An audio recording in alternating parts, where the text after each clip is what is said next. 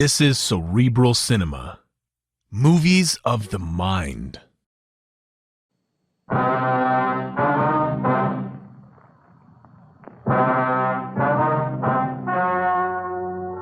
story you are about to hear is true. Only the names have been changed to protect the innocent. Fatima, best of all king-size cigarettes, brings you Dragnet.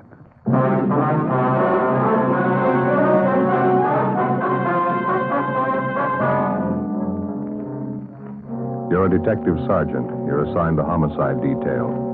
A 30-year-old woman is missing. 3 months pass before a disappearance is reported. There's not a trace of the woman. No lead to her whereabouts. Your job? Find her. In Fatima, the difference is quality. That's right. Fatimas are different. They taste better. Yet king-size Fatima costs no more than the cigarette you're now smoking. And because of its quality, more smokers are now insisting on Fatima than ever before. You see, Fatima contains the finest domestic and Turkish tobaccos superbly blended. And Fatima is extra mild, with a much different, much better flavor and aroma. So compare Fatima yourself today. You will find Fatima gives you all the advantages of extra length, plus Fatima quality, which no other king-size cigarette has. Remember, the cost of Fatima is the same as the cigarette you're now smoking. But in Fatima, the difference is quality. Next time, buy Fatima. Best of all, king-size cigarettes.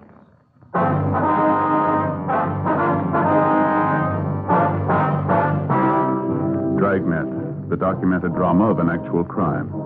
For the next 30 minutes, in cooperation with the Los Angeles Police Department, you will travel step by step on the side of the law through an actual case transcribed from official police files. From beginning to end, from crime to punishment, Dragnet is the story of your police force in action. It was Monday, June 9th. It was warm in Los Angeles. We were working the day watch out of homicide detail. My partner's Ben Romero. The boss is Thad Brown, chief of detectives. My name's Friday. I was on the way back from the stats office, and it was 10:18 a.m. when I got to room 42. Homicide. How are you, Joe? Been waiting for you. Hi. Ma'am, I'd like to have you meet my partner, Sergeant Friday. Joe, this is Miss Daley, Ruth Daley. How do you do? How are you, Miss Daley came in to file a missing report on her sister, Joe. She already talked to missing persons, and they sent her in to see us. Oh, have a chair, ma'am. Thank you. Well, what's it all about, miss? I just started to tell Sergeant Ramirez That's here. Romero, ma'am. I'm sorry. Romero. Well, it's about my sister Bernice, Sergeant. She's missing. I wondered if maybe you people could help me find her. Well, what's your sister's name? Bernice. I guess you want her married name, Mrs. James Butler. Her description will be just about the way I look. Bernice and I are twins. Mm-hmm. When did your sister disappear, ma'am? In March. The first weekend in March. She disappeared on a Saturday. Well, that's 3 months ago, Miss Daley. How is it this wasn't reported sooner? Well, as a matter of fact, I halfway expected her husband to report it. I talked to him about it when Bernice was gone 2 weeks. He didn't seem too worried. Is there any reason for him not to worry? Well, there isn't a way. You see, Bernice has gone off before, about a year ago. She picked up and went to Arizona without telling anybody. When she came back, she said she just wanted to get away for a while. She didn't want to be around here. Well, how long did she stay away that time? Almost a month. Well, how about your sister's married life? She get along with her husband all right? Well, first 5 years they were married, it worked all right. Then it sort of turned sour. I don't know what happened. They used to be happy. Well, what was the trouble, do you know? That's the funny part. I don't. Wouldn't even know who to blame for it, Jimmy or Bernice. Both of them started drinking a lot, pretty heavy. Seemed to me around that time Jimmy began to get a little funny. I see. Has he ever been violent towards your sister, Miss Daley? I mean, has he struck her or anything like that? Oh, no. Really, Jimmy's kind of a milquetoast character. Timid, skinny. Most of the time afraid to say boo. Yesterday I went over to the house to visit Jimmy. I tried to make conversation. He just sat in his chair reading a book. Every time I mentioned Bernice, he'd kind of look up and growl at me. Mm-hmm. I got sick of it. I put on my coat and started for the door. He followed me. Mm-hmm. Did he say anything at all? Yes. When I opened the door, I turned around to say goodbye. Yeah? He had this real horrible look on his face. He said it right out loud, plain as day. What's that? He said, "You'd be surprised if I killed her, wouldn't you? You'd be surprised." 10:40 a.m. We finished taking a complete statement from Ruth Daley regarding the disappearance of her married sister, Bernice Butler. Before she left, we got the business address of her brother-in-law. A broadcast and a missing bulletin was gotten out, and then Ben and I drove cross town to have a talk with the husband of the missing woman, James Butler. We located him at work in a job printing shop on South Vermont, where he was employed as a journeyman printer. He was in his early 30s, thin, blonde hair, light complexion, about 5'7", 125 pounds. He wore a pair of rimless glasses. Ben and I introduced ourselves and began to interview him. He was close-mouthed and not too cooperative. He seemed to resent every question we asked him. While we talked, he worked over a paper-cutting machine. You'll have to admit it's a little out of the ordinary, Mr. Butler. Your wife's missing 3 months, and you acting like she's been gone 3 hours. Did you hear me, Butler? I heard you. Well, what about it? Just a minute.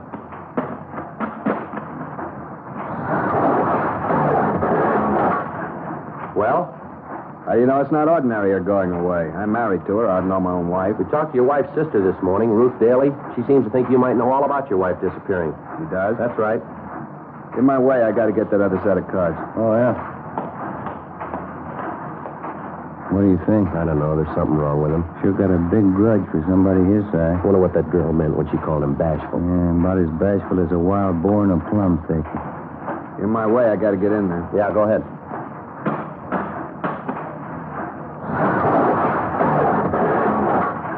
I haven't got any spare time to talk. I have to get this order out. It'll only take a few minutes if you'll be good enough to cooperate. I haven't got the time, that's all. It's almost your lunch hour, isn't it? Suppose we can talk then? Got no time then either. Why don't you talk to Ruth? She seems to know it all. Now, listen, that's about enough of this, mister. We ask you civil questions, we expect civil answers. If you think this isn't important, change your mind. Your wife's been gone for 3 months. Nobody's seen or heard from her, and it's our job to check it. Now, you can talk to us here or downtown. You take your pick.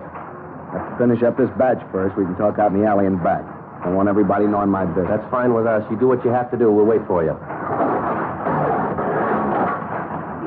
Sure is aching for an argument, huh? Yeah, I wonder what his big trouble is. Maybe a hangover. Looks a little used up. Yeah, could be. If he had something to do with his wife's disappearing, you'd think he'd try to cover where he's acting. He doesn't seem to care what we think.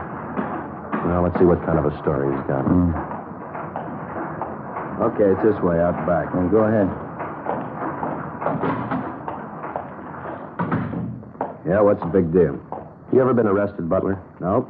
Almost a couple of times. They couldn't get me. What kind of trouble were you in? They said they didn't get me. I'm not going to put myself in hot water. We'd like to find out how your wife was before she disappeared. You know of any reason why she'd go off the way she did? Any reason why she'd stay away 3 months without any word? No, I don't know any reason.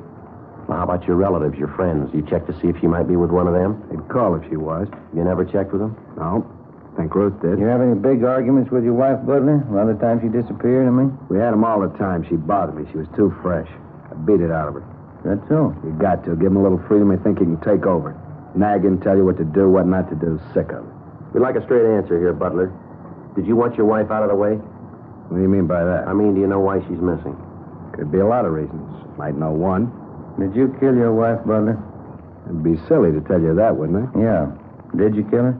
Only one way I'll say yes to that. Yeah? When you prove it. Well, it wasn't easy to understand. From the way it started, our interview with James Butler would get us nothing. We had no evidence against him, nothing to indicate definitely that his wife had met foul play, nothing but a suspicious remark he was supposed to have made to his sister-in-law, Ruth Daley. But once we'd left the print shop and got out in the back alley where he couldn't be overheard, he was full of information. Besides telling us that he beat his wife, Butler also admitted that he'd threatened her life on several occasions, twice in the presence of friends. He seemed to take some kind of a peculiar pride in admitting how violent he'd been with his wife. Ben and I took him downtown, questioned him further, and listened to him talk. He made veiled hints that he'd been involved in various criminal activities in this country and also in Europe, that he was a close friend with a half a dozen notorious underworld gang leaders, that he was ruthless and clever enough to dispose of his wife if he wanted to and still avoid prosecution. While we were talking, Ben had James Butler's name and description double-checked through the Record Bureau files. There was no previous criminal record listed for him. As far as we knew, at no time had he even been held under suspicion in a criminal investigation. The next day, together with Brian and Lopez from Homicide, Ben and I made the rounds of Mr. and Miss Butler's friends, relatives, and neighbors. 4:25 p.m. We got back to the office. Oh, hi, Lope. Hi, Ben, Joe. What's doing? Nothing great. How'd you two make out? Yeah, it's a funny setup to me. I'd say the guy's a phony. Everybody we talk to, everybody who knows Butler, they all say the same thing. What's that? Guy's afraid of his own shadow. He's a milquetoast. Nothing to him. And what'd you get? Oh, about the same. Every housewife around the neighborhood out where they live, they all told us the same thing. The guy's a henpecked husband. His wife laid down the laws, and he follows them. Psycho case, huh? Must be. Don't know how else to explain it. Every time I asked one of their friends if Butler beat up his wife, they laughed in my face. Said he wouldn't even dare cash his check on payday. Had to bring it home. If anybody got beat up, it must have been him. Yeah, he sure tells a great story. He could make you believe he was a bluebeard. Did you get any different answers at all, Lopez? Yeah, one maybe. Yeah, let me take a look. Let's see. Yeah, here. Mrs. Irene Brady. She's an aunt of Mrs. Butler. Uh-huh. She said the same thing about Butler, about him being a real mouse and all. And she told us about the dizzy things he'd been doing the last couple of years. Yeah, what was that? Well, 4 or 5 times she said he just went out looking for trouble, go in a neighborhood bar, insult some big stevedore, he'd get his face pushed in. He always picked big guys. Didn't seem to mind getting beat up as long as he could insult them. Not much doubt, I guess. The guy's ready for the nut for him. Well, apparently he's got a big beef with people who push him around. Maybe he figured if he could take care of just one of those people, he could even up the score. How do you mean, Joe? Well, Mrs. Butler, the wife, she's probably the one who gave him the worst time. If he's a little bit off mentally, that'd make him capable of murder, wouldn't it? Could be, yeah. Maybe the wife poured it on real strong, drove him to it. Crazy as a coot, that guy. Too many movies, mystery books. I got it. Homicide, Romero. Oh, yes, ma'am. How's that? When was that? Yes, ma'am. Yes, as soon as we can. What? That does it. What's that? That was his sister-in-law, Ruth Daley. Just told me she's positive Butler murdered his wife. What makes you think so? Number one, she says Butler told her so. He admitted it to her last night. Well, it doesn't hold any more water than the rest of his stories. I don't know. The Daley girl says she's positive she's got the evidence to prove it. What's that? A murder weapon. Bloodstains all over it. 4:45 p.m. Ben and I got in the car and drove out to the home of Mr. and Mrs. Butler, where we found the missing woman's sister waiting for us on the front stairs. She told us she'd been doing some kind of checking of her own through the house that afternoon. In going over the attic, she said she'd found a claw hammer hidden under a loose board in the attic floor. She said the hammer was covered with what appeared to be dry blood stains. She took us inside, up the stairs, to the attic. Careful of the steps, officers. It's an old house getting ready to fall apart. Yeah. Watch your step here, Joe. Yeah, I'm all right. Go ahead.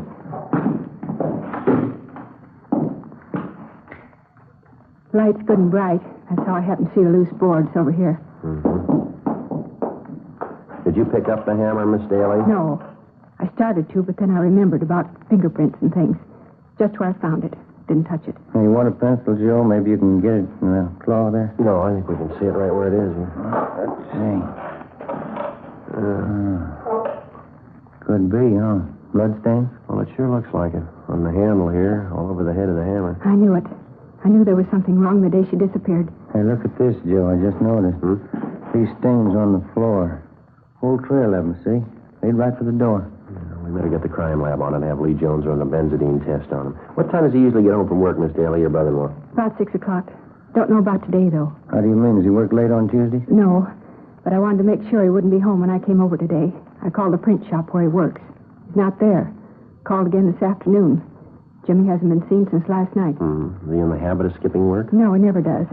I called every one of his friends I know of. Bernice's friends, too. I called them. The places he hangs around, nobody's seen him. Not since last night, since you talked to him. You got no idea where he might be? No. Just like Bernice. He disappeared.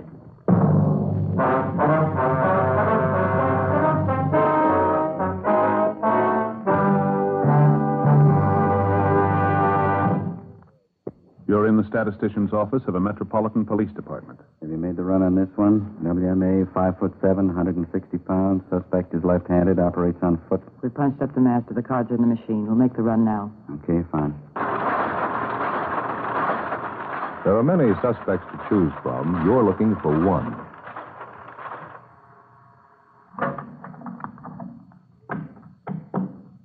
Thank you. Yeah. This is the one we want. When you have a choice to make, you want to be sure. And you can be sure of Fatima quality. That's why we ask you to compare Fatima with any other king-size cigarette. Side by side, Fatimas are the same in length and circumference. 85 millimeters long, 1 1/64 inches around. And Fatima filters the smoke exactly the same long distance as other king-size cigarettes. But in Fatima, the difference is quality. Fatima gives you extra mildness, A much different, much better flavor and aroma. Remember, Fatima gives long cigarette smokers all the advantages of extra length, plus Fatima quality, which no other king-size cigarette has.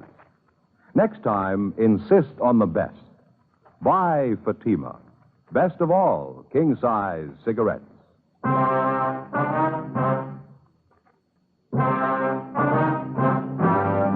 Tuesday, June 10th, 5:20 p.m. Ben got on the phone and called around town to check further on the whereabouts of James Butler, the husband of the missing woman. No luck. We called the office, and they got out a broadcast and an APB on Butler. We drove downtown to the crime lab, gave him the claw hammer that we'd found in the Butler's attic, and asked him to run a benzidine test on the stains. We'd also made arrangements for Lee Jones to run similar tests on the stains we'd found on the floor of the attic. 3 days passed. Butler was gone. There was no sign of him. The search was intensified. Another 3 days went by.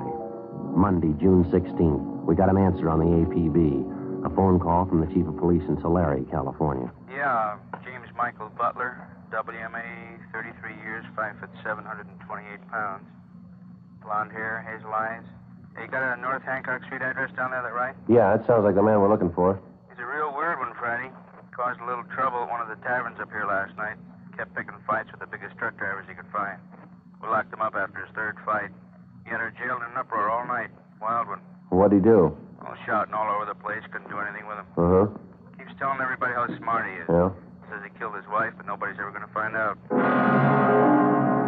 James Butler was returned to Los Angeles, where he underwent further interrogation in addition to a psychiatric test. The test showed that he was definitely abnormal, but he was still judged mentally competent. The crime lab's tests on the bloodstains found on the hammer and on the floor of the attic in the Butler's home revealed that the stains were made by animal blood, not human. We questioned Butler about it, but we failed to get him to even admit he knew anything about the stains. He was released from custody, but he was kept under surveillance. A week passed. 2 weeks. Nothing developed. Still no sign of the missing woman, Bernice Butler. Still no definite sign of foul play in connection with her disappearance. No definite sign that her husband was criminally involved in any way. Considering all the angles of the case, we were still inclined to figure that he fitted in somewhere. He had some direct hand in his wife's disappearance. We stayed on it. Nothing happened. On June 26th, the twin sister of the missing woman, Ruth Daley, met Ben and I at the office and laid out a plan she had in mind. She insisted we try it. You mean you want to work on his emotional nature and try to get some kind of an admission out of him? Is that the whole idea? That's it, Sergeant. I know what a nut he is about being dramatic. I know it'll work. Well, it's possible, yeah. How do you figure to set it up? It won't be very hard. For one thing, you know my sister Bernice and I look quite a bit alike. People always take us for one another. Yeah. You can get Jimmy out of the house at night for some reason or other. I'll slip in and go upstairs and put on one of the dresses Bernice used to wear all the time. Mm-hmm.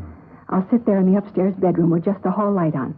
Just enough light so he can see me when you bring him upstairs. I'll even bring over Bernice's pet cat she had, Siamese. He always hated the cat. I don't know, ma'am. I'm not quite sure about it. Well, it might be worth a chance. It's not too orthodox, but maybe it'll work. If I know Jimmy, it'll work, Sergeant. If you can just warm him up to it ahead of time before you bring him upstairs. When he sees me sitting in that room with a cat, I know he'll think it's Bernice. We're bound to get some kind of reaction. That's better than we're doing. Yeah? What do you think? Sounds like a movie script. I don't know. It's like she says, I guess. We're bound to get a reaction. I know it'll work. I'm sure of it. Joe? All right, let's give it a try. The following night, a few minutes before 8 o'clock, Ben and I got James Butler away from his house on the pretext of taking him downtown for further interrogation. We delayed long enough to make sure that Ruth Daley, the sister of the missing woman, had plenty of time to get into the house, change her clothes, and take her place in the upstairs room with her sister's pet Siamese cat. Then we started back for the house. We'd made arrangements to have Brian and Lopez from Homicide standing by, concealed in the immediate vicinity of the house in case they were needed. 11:05 p.m. While we drove him back toward his home, Butler was talkative, but not too relaxed. It was the same line we'd heard before, how tough he could be when he wanted to, the same hints that he was an undiscovered killer, one of the more talented professionals in the deadly circles of the underworld. I came from Illinois originally, Cicero. You guys know how it is back there. You have to stay right up on your toes. Yeah. How long you been out here now, Butler? You expect me to tell you that? I'm wise the way you guys work. You're not going to get me on questions like that one. I understand you do quite a bit of reading, Jim. You come across anything good lately? Nah, nothing lately. All the good books, they've already been written. Edgar Allan Poe, Stevenson, de Maupassant, Gogol. They know how to tell a good murder story. These new guys are a waste of time. Reading, that's all. Reading, that's what I like to do. Not that modern junk, only the best. You take some of Poe and Stevenson, for instance. I know those guys. That's so. Sure, I know their stuff well enough to tell you. I got whole pages memorized. How'd you like to hear some?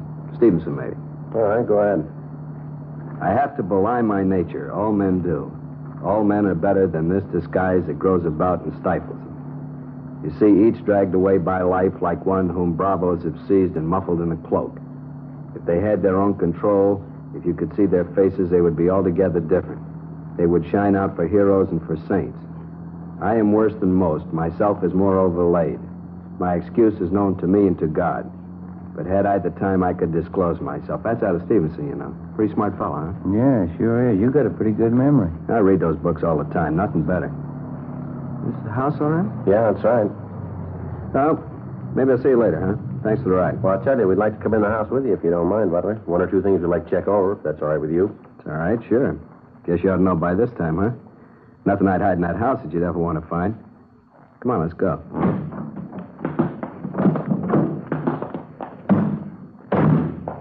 Sure dark out, isn't it? A little bit chilly. Yeah. What do you want to check over in the house? Oh, just one or two things. Just routine, Jim. We won't keep you long. Guess I ought to be a little burned at you cops by now, huh? Getting all this rousting. How about laying off pretty soon? Maybe I am getting a little burned. If you can prove something on old Jimmy Butler, prove it. If you can't do it, let him alone. Mm-hmm. We're just tying up a few loose ends here, Jim. There's nothing to get excited about. What's the matter? Forget your front door key? I got it. My business, you learn not to forget anything. Can't afford to forget.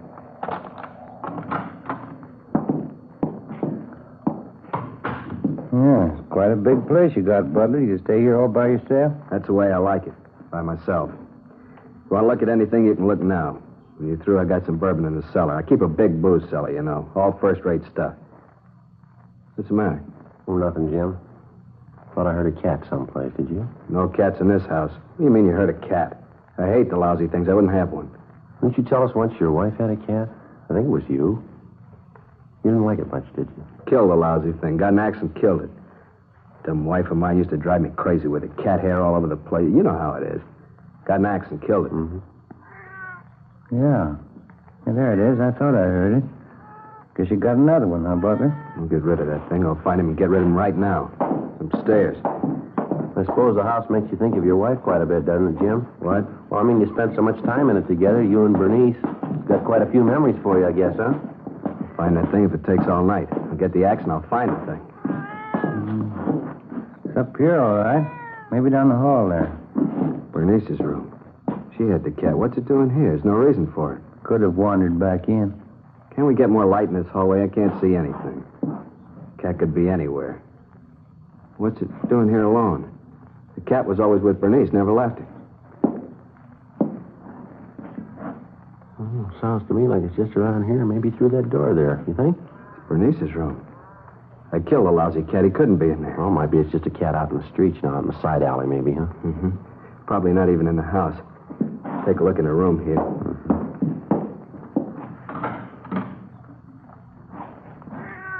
No. No, it ain't real. She's not there. She's not there. Don't hurt the cat. Not the poor cat, Jimmy. Don't kill him. Not both of us. Don't kill the cat, please. Don't kill two of us. You go away. You go away. You're not there. It's a fake. You're not there, Bernice. Please, Jimmy. Not both of us. Don't kill both of us. Some kind of a trick. Now, you go away, Bernice. You're dead and I killed you. You're downstairs. You're in the ground. You're deep in the ground. I killed you. You can't be sitting here. Please, Jimmy. Please. All right, Butler, come here. No. Get away. You get away from me. She's downstairs. She's in the ground. I'll show you. You can't trick me. I'll show you. Grab him, Ben. Grab him. Well, I can't. I can't. Dear God. Come on, Ben, downstairs. Yeah. I tried to grab him. Tried to. He broke away. Yeah. Lopey. Here, Joe. Here. Did you see it, Lopey? Yeah. Good drop from the window. He came fast. Yeah. Not too pretty, huh? Must be something, huh? How about getting a doctor? Yeah, he lost the doctors when he hit that sidewalk. There's only one thing left I know. Yeah? Call a priest.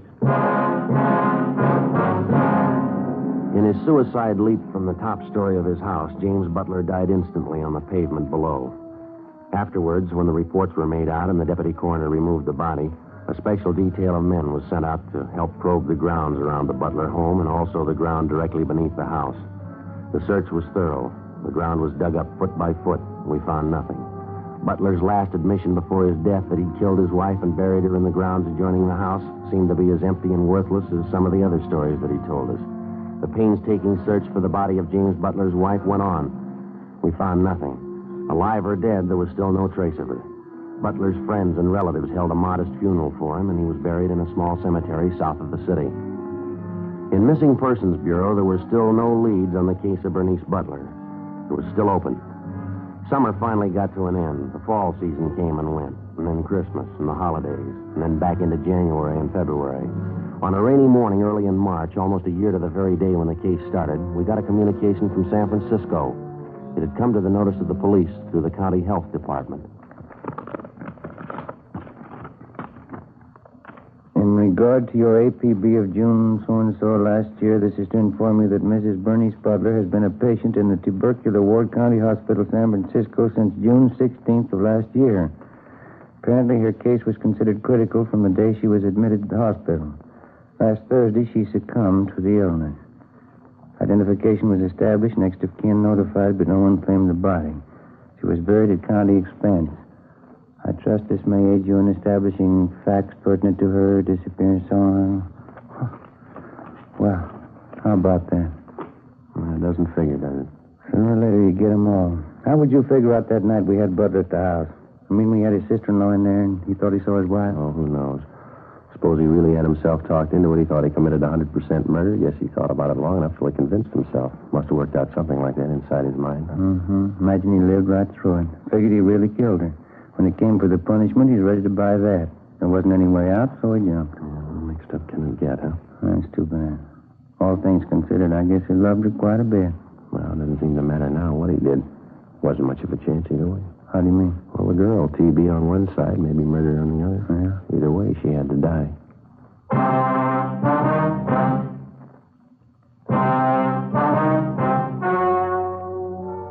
The story you have just heard was true. Only the names were changed to protect the innocent. On March 9th, a meeting was held in the office of Captain of Homicide, Police Department, City and County of Los Angeles, State of California. In a moment, the results of that meeting. And now here is our star, Jack Webb. Thank you. Friends, we've spent about 2 of the past 30 minutes telling you why so many smokers coast to coast have switched to king-size Fatima. And they really have. Just listen to some of these brand new sales figures. I'll give you a few of them state by state, alphabetically, just as they're listed here. Fatima sales up 92%, up 72%, up 107%, up 192%, up 69%. And so it goes, up and up. Thousands and thousands of king-size cigarette smokers are changing to Fatima. And there's a reason. Fatimas cost no more than the cigarette you're now smoking. They filter the smoke exactly the same long distance as other king-size cigarettes. Yet there's a big difference. Fatima quality, which no other king-size cigarette has. Buy them tomorrow in the golden yellow package.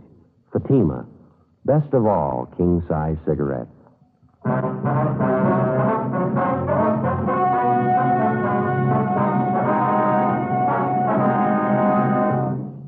After locating Mrs. Bernice Butler in the tubercular ward in San Francisco County Hospital, final disposition was made of her case. Her late husband, James Butler, was cleared of any connection with her disappearance.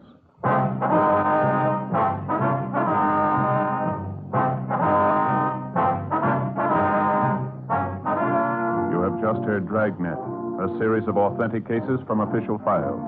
Technical advice comes from the Office of Chief of Police W.H. Parker, Los Angeles Police Department. Fatima, best of all king-size cigarettes, has brought you Dragnet, transcribed from Los Angeles.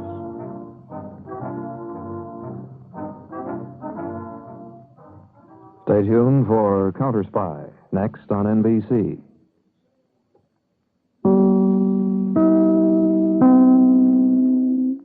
Cerebral Cinema hopes you have enjoyed this movie of the mind.